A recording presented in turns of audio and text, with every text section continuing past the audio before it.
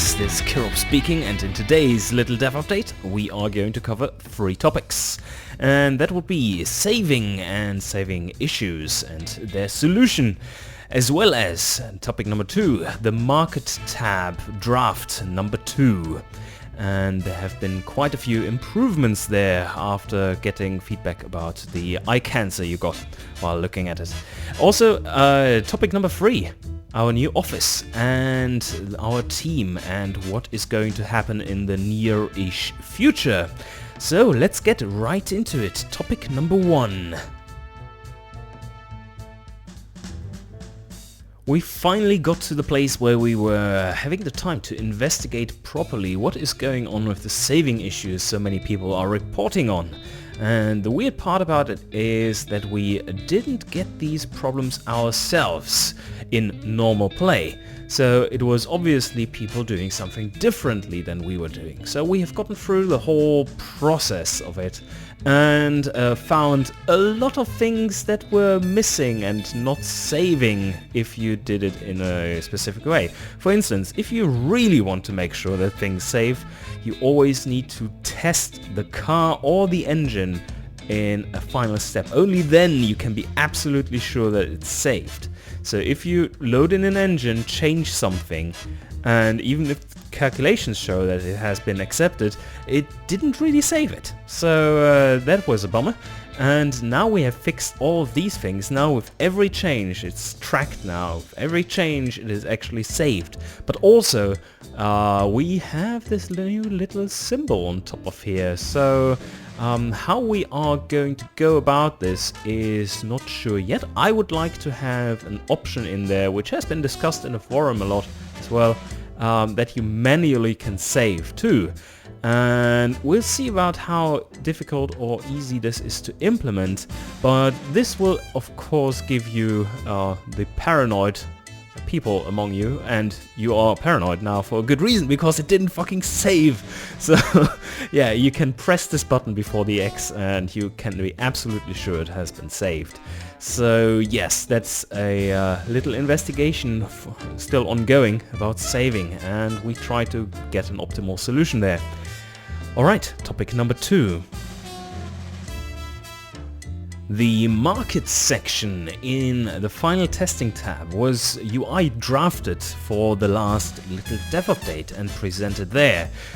Many of you pointed out that this is so many numbers and stuff, while I was pointing out, well, you don't really need to know many of these numbers and only look at those with blue backing. But then again, then why am I showing all these numbers? Anyway, I agree that displaying 240 numbers on screen definitely isn't the best way to go about it, but many of the suggestions were pretty awful too, because they would not allow you to view everything you need in a single screen, and that is really important for what we have in mind here, because you need to change the pricing up on top, and we want to see the change across all categories at once. So how do we fix this? Well, I reshuffled the whole thing a bit, but also, as you can see, I made the colors stronger, and only the top 3 have full-blown colors for the text, and they are outlined by this white frame.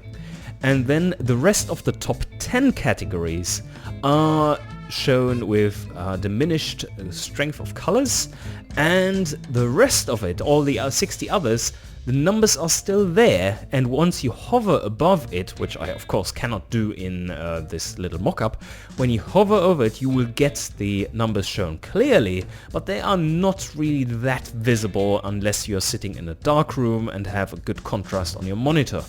So overall, I think this is much clearer and should solve the issue of getting eye cancer and be very helpful. So now you have everything in view, and you can change the price on top or the different regions and see what changes in real time and how the categories shift.